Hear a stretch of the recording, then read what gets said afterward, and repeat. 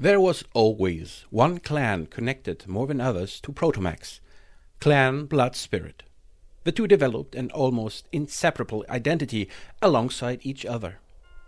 ProtoMechs had a solid reputation of being cheaper than conventional BattleMech assets, something that rapidly drew the attention of a resource-starved Clan Blood Spirit.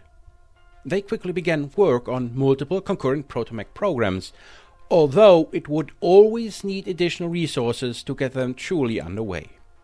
In the Delphine's case, the Fire Mandrills lent their assistance to help develop what was most likely the most fearsome ProtoMech until the Society uprising. The Delphine, born from this union of Clan Blood Spirit and Clan Fire Mandrill, and inspired by the mythical dragon, stands as a powerful ProtoMech. Basing the design on the lessons learned from Minotaur, the Delphine is one of the most effective heavy ProtoMechs, capable of taking on some innersphere battlemechs one-on-one. This ProtoMech boasts a top speed of nearly 90 km per hour, allowing it to match clan heavy and assault units. If it comes to the innersphere, this ProtoMech would be able to outpace most medium designs and even a few light ones. With jump jets providing 150 meters of aerial mobility and over 2 tons of armor, the Delphine combines speed and durability. Even a Gauss rifle shot to the torso will not penetrate the massive chest armor. Its mech-sized medium pulse laser, mounted in its mouth, is reliable and accurate. A point of Delphines, armed with 5 medium pulse lasers, can swiftly dispatch other ProtoMechs and most light mechs. They even are a threat for heavier battlemechs. The Delphines initially topped the ProtoMech weight scale with 9 tons. At the time of its development, it was quite literally the highest tonnage one could choose for design. But unlike the sluggish Minotaur, the Delphine refused to compromise in the armor, firepower, speed trinity. It does not disappoint. The Delphine's armor is completely maxed out, which made it the toughest ProtoMech possible for the better part of 7 years.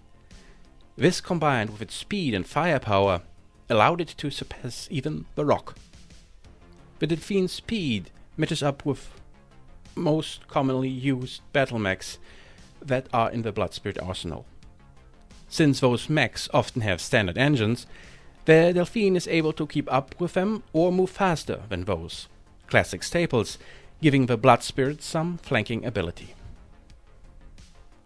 A noteworthy event happened in the first few days of 3072.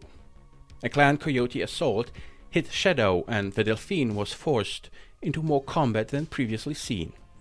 Initial skirmishes against Coyote ProtoMechs went to the invaders, but as the fighting went along, the lack of ammunition dependence turned the tide in the Delphine's favor.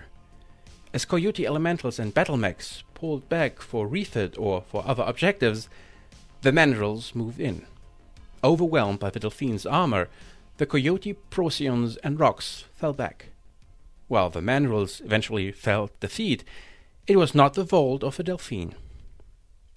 The Delphine is primarily found within the tombs of Clan Blood Spirit and Clan Fire Mandrill. But Clan Coyote raids on Foster resulted in the capture of several Delphines, some of which were modified and field tested. It seems that the Coyotes started producing their own versions.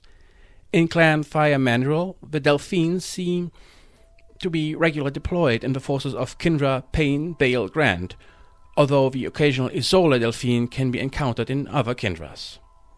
Clan Golay Scorpion also uses them, at least they did for some time. 2 variants of a Delphine have been observed. The Delphine 2 offers a diversified weapons loadout.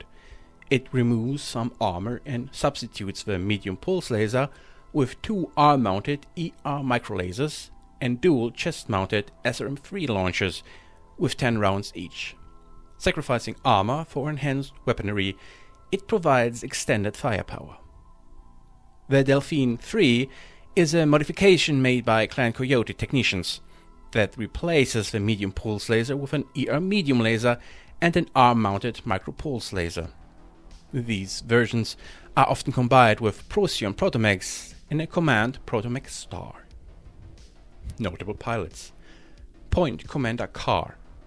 Carr, one of the first-generation ProtoMech pilots, raised as such, excels in understanding ProtoMechs and using their unique capabilities effectively. He is able to see ProtoMechs for what they are, while many warriors treat them as super elementals or micro battlemechs. His tactics involve maximizing cover for his unit and maneuvering them to draw battle armor into disadvantageous situations. Many members of Clan Blood Spirit believe he might even earn a blood name, a significant event for ProtoMech acceptance in the clans. Warrior Endo. Rising to prominence during Kindra Pain Beryl Grant's defense against Kindra Sainz, Warrior Endo displayed exceptional skills by defeating a Mandrill battlemech despite the size disadvantage. Although the rest of his point were defeated, Endo took on the battlemech one-on-one. He was able to use his superior mobility to defeat the mech that his Kindra had once designed, bringing the Mandrill down with continuous fire from the rear. Sadly, he was the lone survivor of that isolated engagement on Shadow against the Coyotes. Damage to his control system left him near dead and his nervous system was overwhelmed. It is unknown if he will make a full recovery, as since coming out of a coma he has ranted about warships with threats fighting on the planet's surface, giant protomechs, and General Kerensky asking him to serve as ilclan. The Blood Spirits have been closely associated with ProtoMechs, and their collaboration with the Fire Mandrills led to the creation of the Delphyne ProtoMech. Weighing at 9 tons, it maintained the optimal tonnage for ProtoMech design. The Delphyne distinguished itself with well-rounded attributes: maximum armor, speed and firepower. It surpassed the Rock, setting a high standard for new ProtoMech. Their impressive firepower, speed and armor let them fit in with many other different prototypes. The jump jets even lets the Delphyne reliably keep up with light protos such as the Orc and Centaur.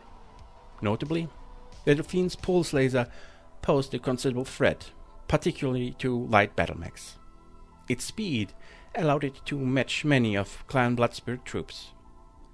Despite its excellence, the Delphine's cost is substantial, limiting its wholesale use.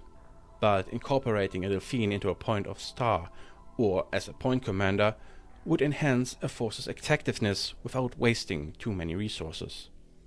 At the end, the Delphyne remains a potent adversary even after the emergence of more powerful designs during the Wars of Reaving.